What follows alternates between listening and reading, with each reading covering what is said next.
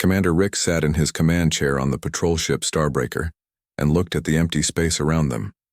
His crew had been flying through the outer rim for 3 months now. They found nothing but dead rocks and gas clouds. The mission was supposed to be easy. Just check for pirates or illegal mining. Nothing exciting ever happened out here. Rix was a tall, blue-skinned alien with 4 arms and 3 eyes. He had been doing patrol duty for 15 years. Most days were boring. His ship was small but fast. It had good sensors and decent weapons. The crew was made up of different alien species from across the Union. They all served together even though they looked nothing alike. The Galactic Union was huge. It had thousands of member worlds and millions of ships. Most species joined willingly when they were discovered. The Union promised peace and protection. It usually delivered on those promises too. But some species tried to hide or fight back. That never ended well for them. Vex, the scanner operator, was getting tired of looking at empty space. He was a Kalari with green skin and tentacles instead of hair. His people were good with technology. They could read sensor displays better than most other species. Vex had been staring at his screen for hours when something strange appeared. The readings made no sense at first. There was definitely something big hidden in the asteroid field ahead, but the energy signatures were all wrong. Whatever was out there was using more power than a major city. That should be impossible in the middle of nowhere. Vex called out to his commander. His voice was shaking a little. He had never seen readings like this before. The power levels were enormous. There were also signs of artificial gravity and life support systems, lots of them. This wasn't just a mining station or pirate base. This was something much bigger. Commander Rix moved over to look at the sensor data himself. His 3 eyes widened as he read the displays. There were definitely artificial structures hidden in the asteroids. The power output was incredible. More than that, there were ships moving in and out of hidden docking bays. The traffic patterns showed this was a busy place. Rix ordered his ship to move closer but kept the weapons powered down. He wanted to see what they were dealing with before making any hostile moves. As they got nearer, the true size of the hidden base became clear. It wasn't built on top of an asteroid. It was built inside one. The entire rock had been hollowed out and converted into a massive space station. The engineering required for such a project was beyond anything Rix had seen before. The asteroid was spinning slowly to create artificial gravity inside. Docking ports were carved directly into the rock face. Ships came and went with perfect timing and precision. Everything about the base showed advanced planning and construction. But the biggest surprise came when they started listening to communications from the base. The language was completely unknown to their universal translators. The mathematical patterns in the signals were incredibly complex. Whoever built this place had been working on it for a very long time. Rix had a choice to make.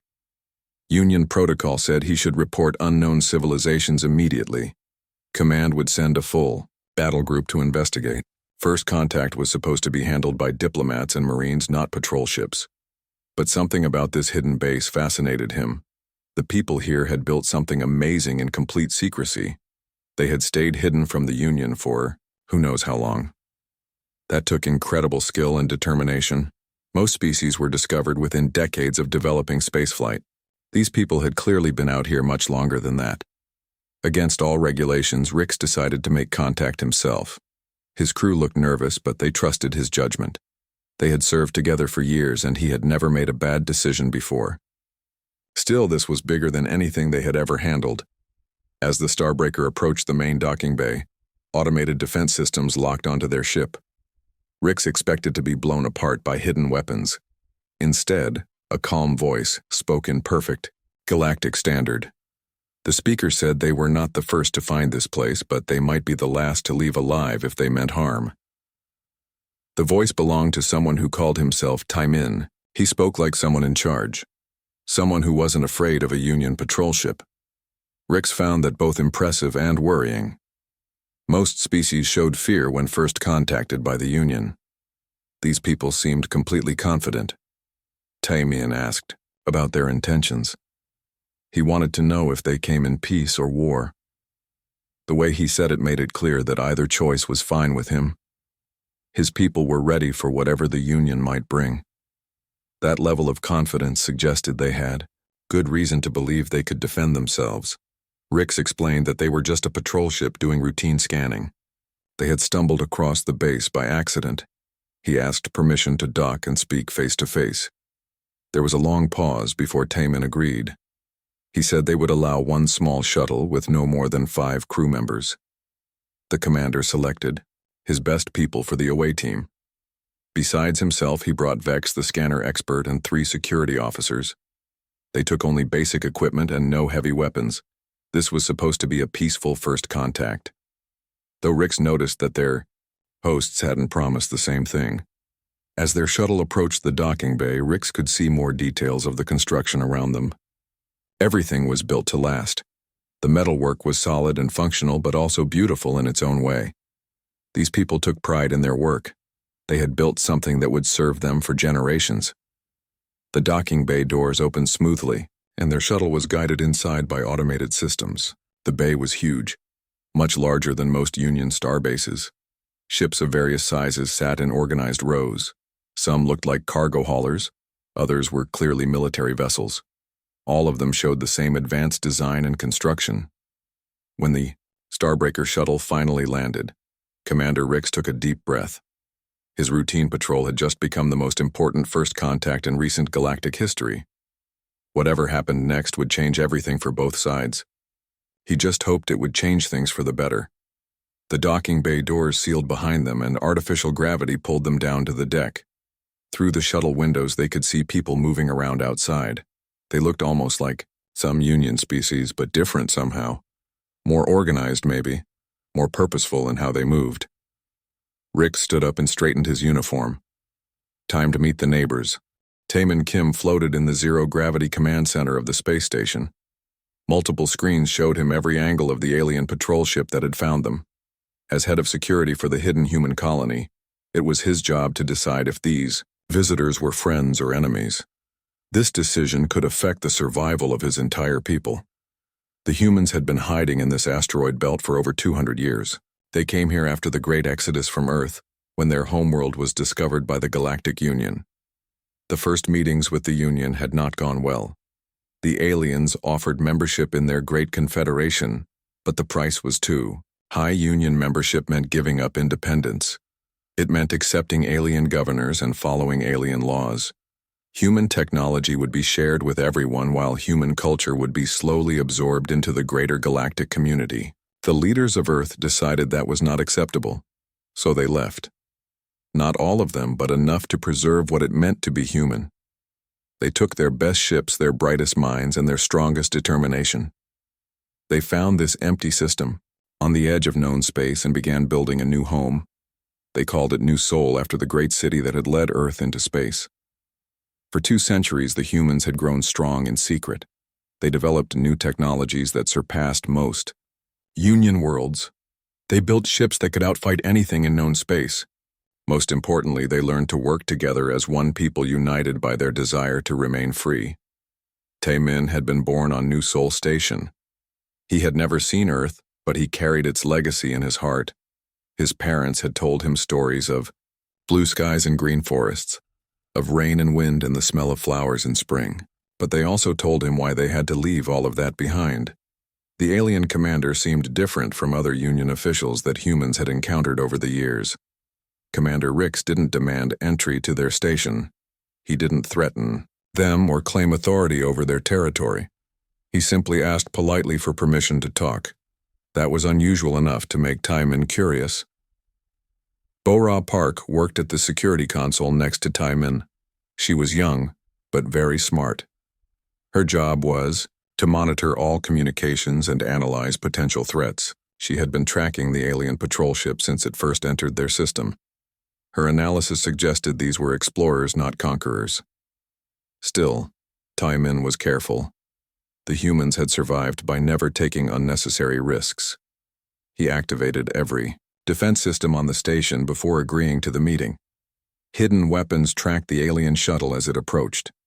Emergency protocols were ready if they needed to evacuate the civilian population. When Commander Rix and his team stepped off their shuttle, Taman was waiting for them in the docking bay. He wore a simple gray uniform with no visible rank insignia or weapons. But the alien commander was smart enough to notice that every human in sight moved like trained warriors. These people were ready to fight if necessary. The docking bay itself was impressive enough to make the aliens stare in wonder. It was larger than most Union star bases and filled with advanced technology. The ships parked around them showed engineering capabilities that matched or exceeded anything in known space. This was clearly not a primitive backwater colony. Taman greeted the alien delegation in perfect galactic standard. He had studied their language for years along with dozens of others. The humans made it their business to know everything about the species that might one day threaten their freedom. Knowledge was just another form of weapon in their arsenal. The alien commander introduced himself and his crew. They seemed nervous but not hostile. That was a good sign. Hostile visitors usually didn't last long around New Sol Station. The Maui. Humans had developed very effective ways of dealing with threats to their security. Taman led them through the main corridors of the station. Every step revealed more evidence of human engineering and determination. Gravity generators provided perfect Earth normal conditions throughout the complex. Gardens grew under artificial sunlight, producing more food per square meter than most agricultural worlds. The aliens asked many questions as they walked. How long had the humans been here? How many people lived on the station? Where did they come from originally? Taman answered some questions and avoided others. There were things about human capabilities that outsiders didn't need to know. Commander Rick seemed especially interested in their technology.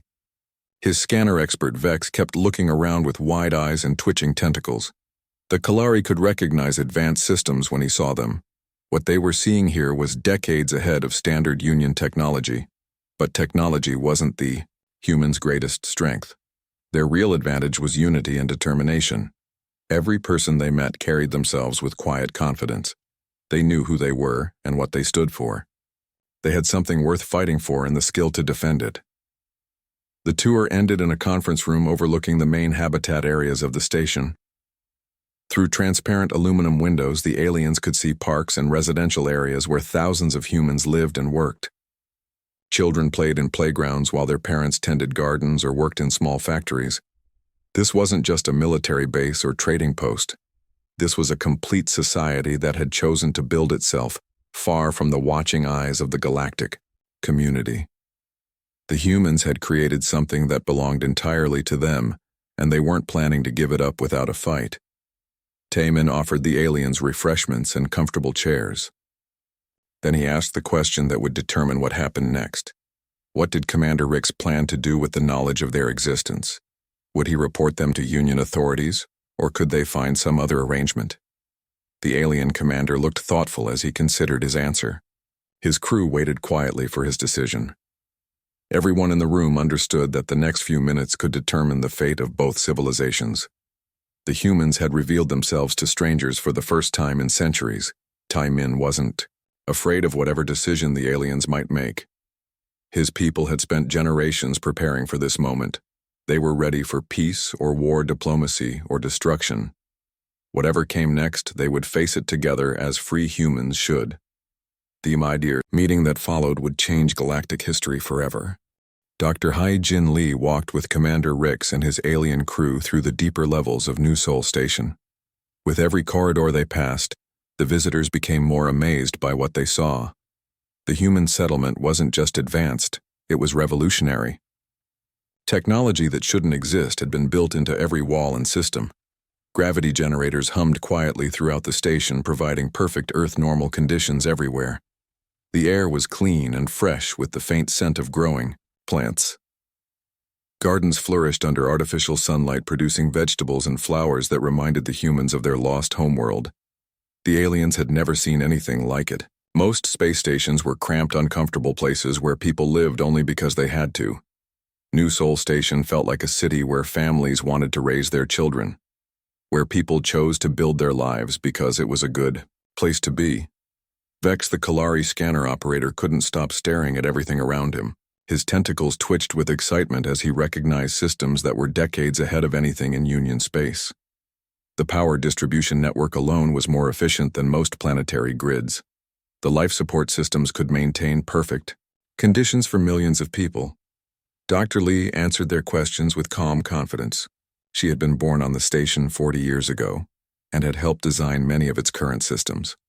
Her specialty was environmental engineering, but like most humans, she had trained in multiple fields.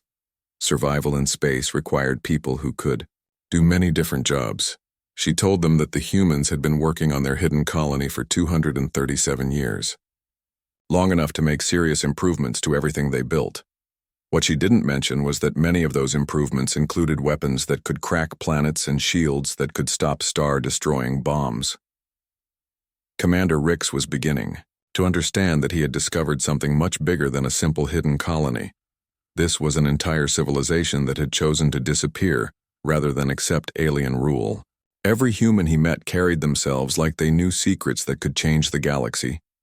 In the central hub of the station, they met the colony's leader. Dongwook Choi was an elderly man who had been born in space and never seen Earth.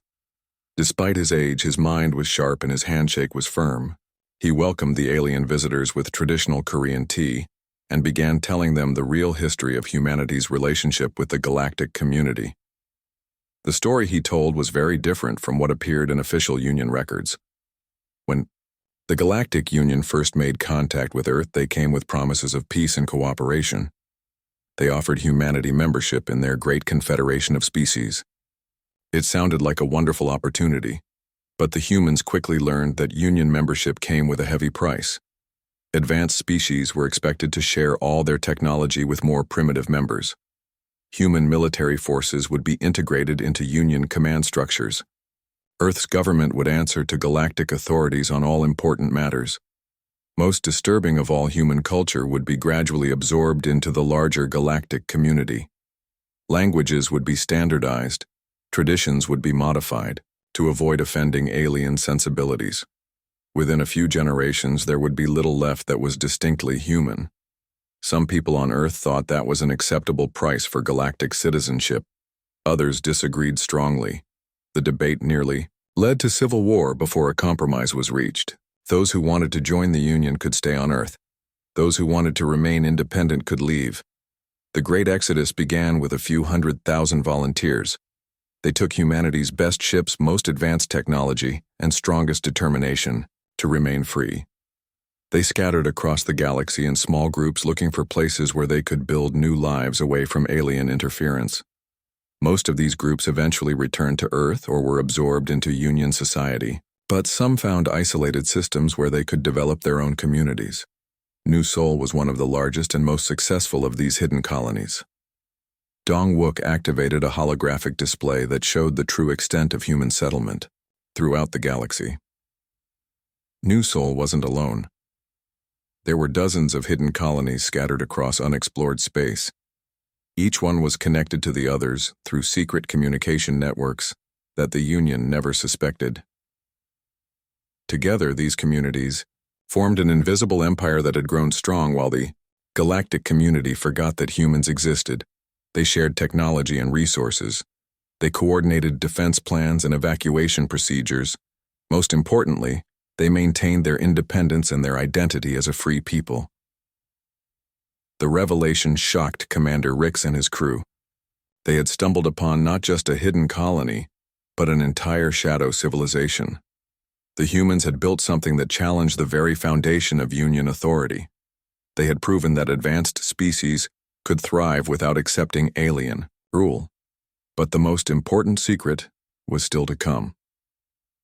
Dongwook showed them records of human military capabilities that had been developed over 2 centuries of preparation. Ship designs that incorporated lessons learned from studying every major conflict in galactic history. Weapons that used principles unknown to Union science. The humans had used their time in exile not just to survive, but to become stronger than any species the galaxy had ever seen. They had studied their potential enemies and prepared counters for every possible threat. If the Union ever found them and chose war, the results would be very different from what most alien commanders expected. Dr. Lee explained that every human settlement included extensive military training for all citizens. Children learned to fight in zero gravity before they learned to walk in standard gravity. Adults practiced combat scenarios that pushed the boundaries of what was physically possible. They didn't want war, but they were absolutely ready for it. More than ready, they were confident they could win against any force the Union might send against them. 2 centuries of preparation had given them advantages that no alien military had ever faced. Commander Rix realized that his routine patrol had uncovered the most important secret in galactic history. The humans hadn't just survived their exile. They had used it to become something new and dangerous, something that could change the balance of power throughout known space. The question now was what he would do with this knowledge. Commander Rix faced the hardest decision of his 30-year military career. Every regulation in the Union manual said he should report the human settlement immediately to his superiors. First contact with unknown civilizations required diplomatic teams and military escorts. Patrol commanders were supposed to observe and report, not make independent contact. But something about these hidden humans made him want to break every rule he had ever followed. They had shown him genuine hospitality and treated his crew as honored guests rather than potential threats.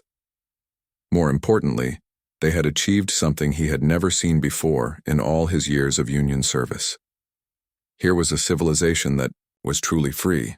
They governed themselves through elected councils.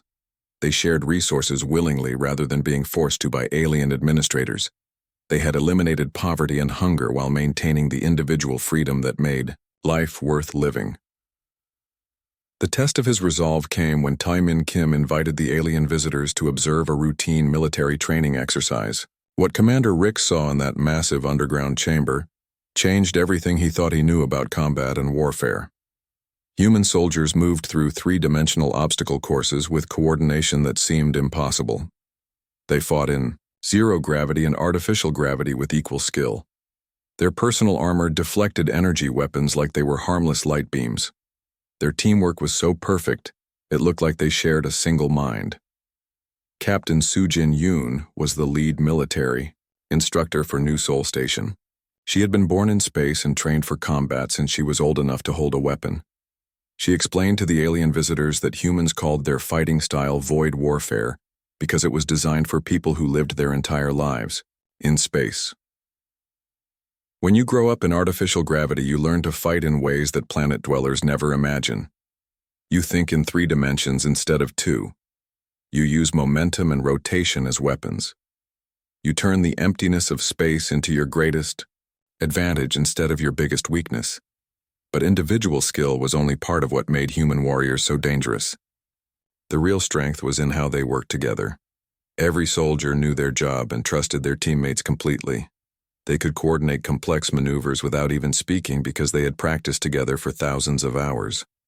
The demonstration that followed showed Commander Rix just how outmatched Union forces would be in a real conflict.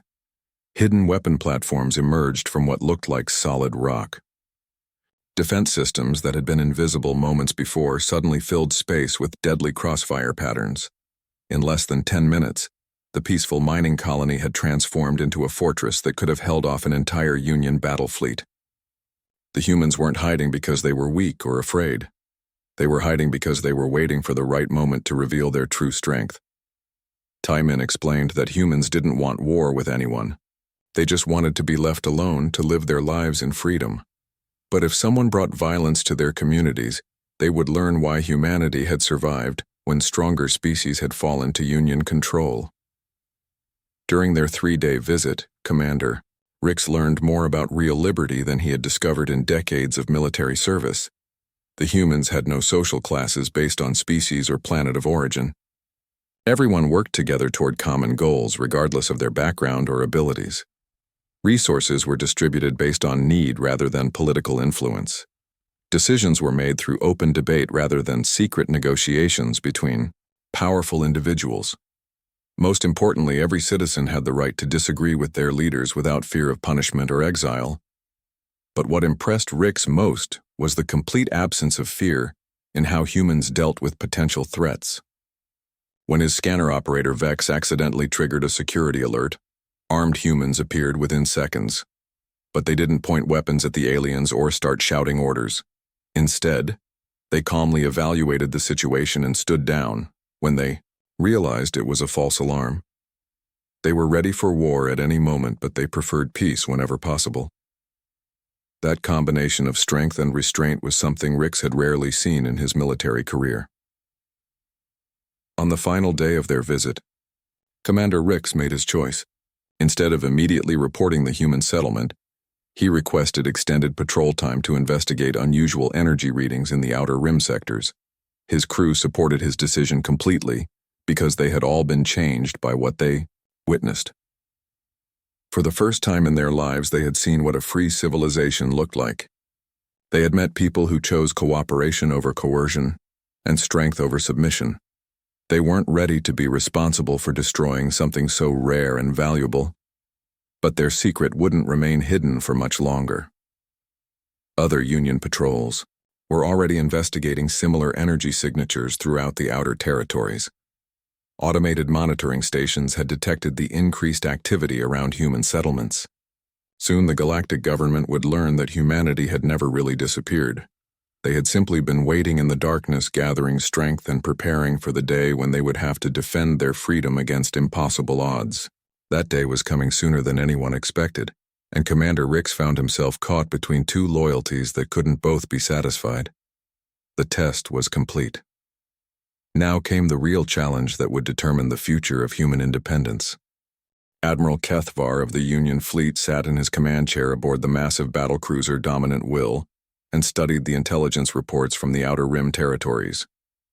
3 different patrol ships had detected unusual energy signatures in sectors that were supposed to be empty space. That was too many coincidences for his comfort. The Admiral was a veteran of 40 years of military service. He had fought in the expansion wars and the rebel suppression campaigns. His species was naturally aggressive, and he had built his reputation on decisive action against any threat to Union authority. When primitive civilizations tried to resist galactic law, he was the one sent to teach them better manners. Commander Rix's request for extended patrol time had been approved without question. Single-ship reconnaissance missions were common in unexplored sectors. But when 2 other patrol commanders made similar requests in the same general area, Admiral Kethvar decided that personal attention was required. The battle group that launched from Union Central Command was designed to handle any possible threat in the outer territories. 12 ships, including the Dominant Will, carried enough firepower to destroy entire star systems if necessary. The Admiral expected this to be a simple pacification mission against some primitive rebels. At New Seoul Station, Dong-wook Choi received word of the approaching Union fleet through intelligence networks that the aliens never knew existed.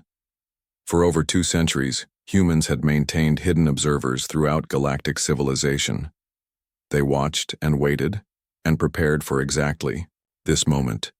The emergency communication system connected all human settlements across the galaxy within hours of the threat detection.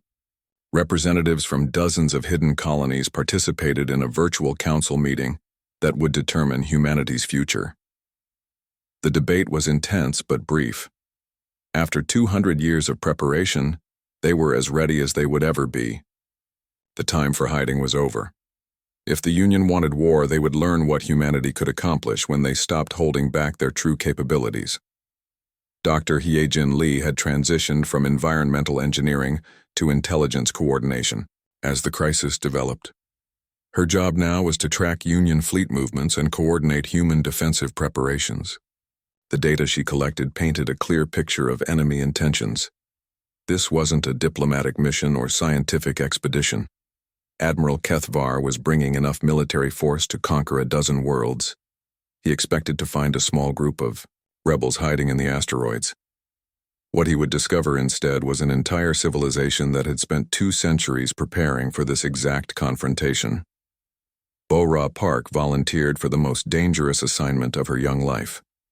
Her ship would be disguised as a routine cargo transport, but her real mission was to intercept the Union fleet before they reached human space. She would deliver humanity's final diplomatic message and ultimatum. It was a mission that required perfect timing and nerves of absolute steel. One mistake would mean certain death and the failure of her people's last chance for peaceful resolution. But Bora had been training for challenges like this since childhood. Every human citizen was prepared to risk everything for their collective freedom. Commander Rix found himself trapped between conflicting loyalties as his patrol ship was ordered to rendezvous with Admiral Keithvar's battle group. His Union oath demanded that he support the fleet's mission, but his conscience told him the humans deserved better than conquest or destruction. When he learned that his original report had triggered the massive military response, Rix felt personally responsible for what was about to happen. He had found the humans by accident and befriended them through genuine respect for their achievements. Now his discovery might lead to their annihilation. Using coded communications that he hoped Union intelligence wouldn't detect, Rick sent a warning message to New Sol Station. The transmission was brief, but clear. A major fleet was approaching, with hostile intentions and overwhelming firepower. The humans should prepare for the worst possible outcome.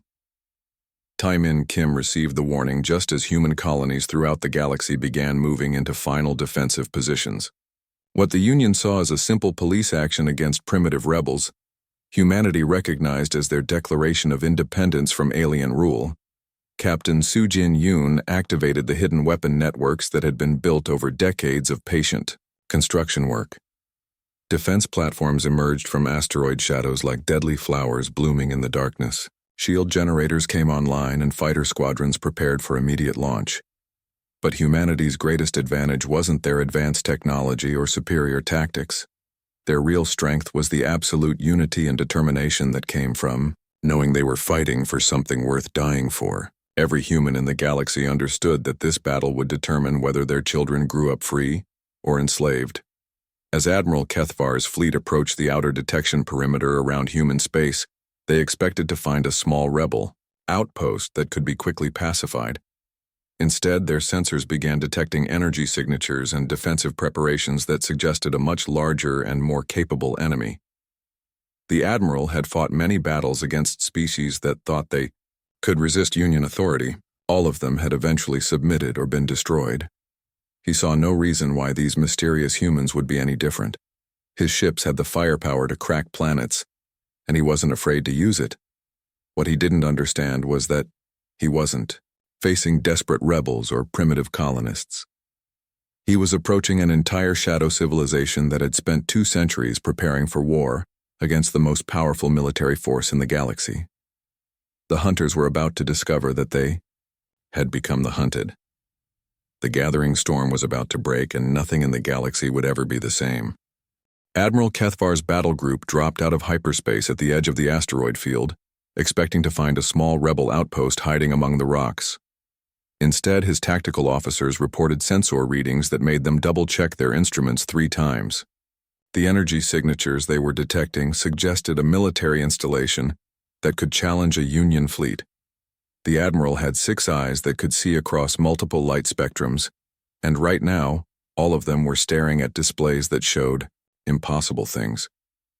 Some of the asteroids had artificial gravity generators powerful enough to support cities.